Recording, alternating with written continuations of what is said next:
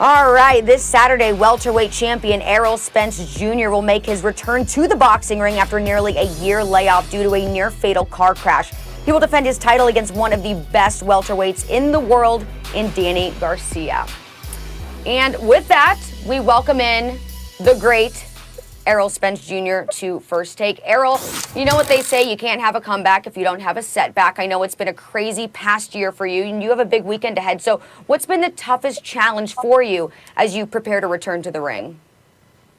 For me, just staying focused, training, losing the weight, and just being 100% on point. I think me and my coach been working since probably July. So, we've been grinding, working hard, trying to get back, staying 100% focused. I'm 100% ready for December 5th, Saturday night. Errol, thank you for being on the show. First of all, I want to say I'm thankful and I'm grateful that you're okay, because that was a nasty-looking car crash that you got yourself into, and we understand the trouble that came from that. I want to know what your health situation is like, because, to me, I know you walked away, you had a bloody eye and some scars on your face, but that seemed to be all. My first thing is, how healthy are you? I'm 100% healthy. Like I said, I went to the clinic and they got checked out and went to the hospital. They did all type of exams on me and MRIs and everything. They didn't see any brain swelling or anything. Had me do reaction tests and everything. And I passed them with flying colors. So they gave me the cue to continue boxing. So that's the first thing was my health, to make sure I was good and everything checked out straight. I was going to the gym, I was training. Then I started sparring in September. I started sparring in September. I looked great. And, then we got a fight lined up with Danny Garcia. So everything been going, pretty much as scheduled. It was just a blessing that, I'm able to continue my career so early and, come back so early, a little less over than a year. For those mainstream sports fans who don't know, Errol Spence is considered one of the real special fighters in boxing. Tall, rangy, a southpaw, can beat you with his jab and defense. Ask Mikey Garcia, but doesn't look to do that, looks to punish the opponent, knockout power. You have it all. You're a complete fighter, Errol. But Danny Garcia, is also a very good fighter. Yes, he is. He has one close loss, very close loss to Keith Thurman, one wider loss to Sean Porter, but Sean Porter gave you everything you wanted. That was a fight of the year type fight. I thought you won because of the knockdown late, which he got up from, but that was nip and tuck the whole way.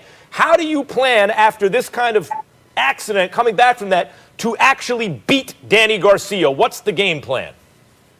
Well, first of all, I thought, I could have beat Sean Porter easy on the outside like I did Mikey Garcia. But, my whole game plan was a Sean Porter fight, even sitting in training camp. I wanted to fight. I wanted to show people that I can beat him on the inside, so that's what I did. Even with Mikey Garcia, I want to show people that I can box, because people said that he had better boxing IQ than me, so I showed people I can box. And with this fight, I'm just going to show everybody that, I'm just all around just a better fighter. On the inside, outside, with the jab, combination, hooks, whatever you want to do in the ring, I can do better than Danny Garcia. He's a great fighter, iron chin, very tough. But I don't think, even if I was at 70%, Danny Garcia couldn't beat me. It's interesting that you say that. Listen, I like Danny Garcia a lot. He's 36-2. His only two losses were the Keith Thurman and the Sean Porter, just like Max pointed out. But I had you as my top pound for pound, top 2 pound for pound in the world. But Terrence Crawford has ascended, and I know you're not looking ahead because you're smart enough not to look past anybody, and you got to handle your business first.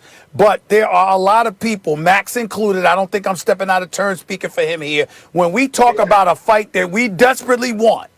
It is Errol Spence Jr. versus Terrence Crawford. Number one fight. And you got Terrence Crawford talking about everybody running from him. Nobody want to give him those fights. What do you have to say about that?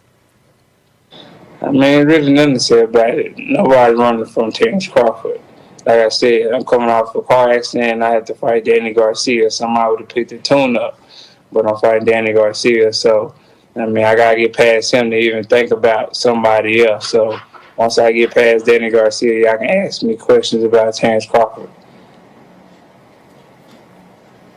Well, Errol, the reason I think people bring up Crawford is because in the history of boxing, almost never have there been two undefeated boxer punchers who were both elite pound for pound in or around their best weight division in their primes, where it's like a 50-50 fight. So that, to me, that's the best fight in boxing in years that can be made.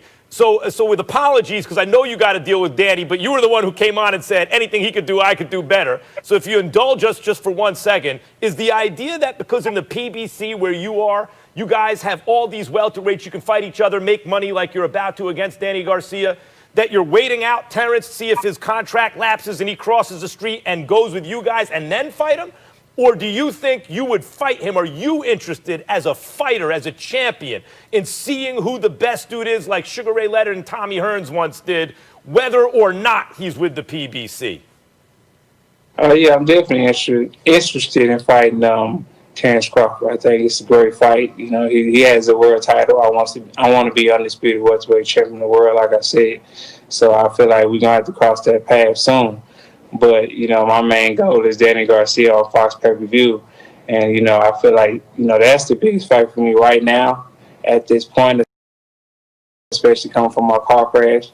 So I have to get him out the way to even think about somebody else. So my 100%, you know, focus is on Danny Garcia right now. And then after that, we can talk about other opponents.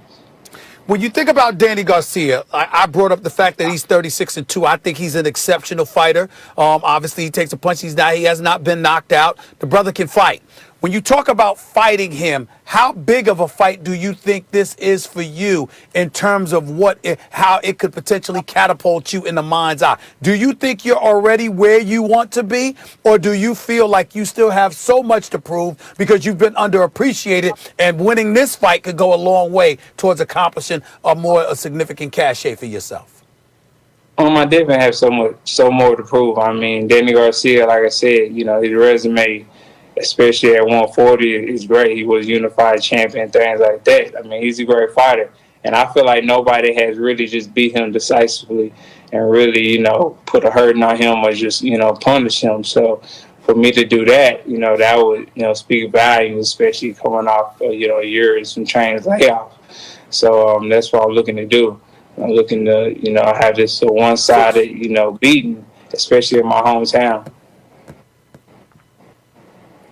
Errol, sometimes when fighters talk about they were trying to do X or Y or Z in a fight, it's excuse making because the performance wasn't great. But in your case, I believe what you're saying.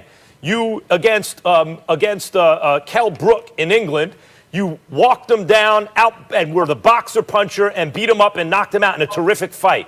Against Mikey Garcia, it seemed clear to me you wanted to beat him on the jab and defense, and that's what you did. You were criticized for not knocking him out, but I actually thought it was a brilliant performance, and you did prove that point. Are you saying now that is the goal in this fight, to prove against Danny Garcia that you can go back to the fighter after the car crash that can beat you up, punish you, and knock you out worse than anyone else has done it? That you are using this as a measuring stick, you know, Keith Thurman, Sean Porter, and that is the point of this fight. Because if you say that, I'll believe you're going to do what you say you're going to do. Well, first of all, you can exclude out Keith Thurman. That is not going to happen. And secondly, of course, man, you know, I want to make, you know, I just want everybody's been doubting me. Everybody's been saying, is he going to be a shell of himself? Is he the same fighter? And I'm a realist. I'm a real person. I feel like, you know, people should be saying that, because if I seen the car accident, you know, from the outside looking in, I'll say the same thing. So for me, I just want to put on a great performance, a great show, and show people that, man, he's still beating guys up, punishing them, and just, you know, making them quit mentally and physically. So for me, I'm just going to, you know, try to put a beating on Danny Garcia and make it the worst beating that he ever had in his boxing career. Really? All right. How's that for a final statement? Okay. Errol, right. Thank you so much. You know, we wish you the best of luck this weekend defending your title against Danny Garcia in Dallas, Texas. We're so happy to see you ready to go. Also, happy to see you healthy. So thank you so much for being here on First Take. Happy to see you healthy. Yeah. Thank you.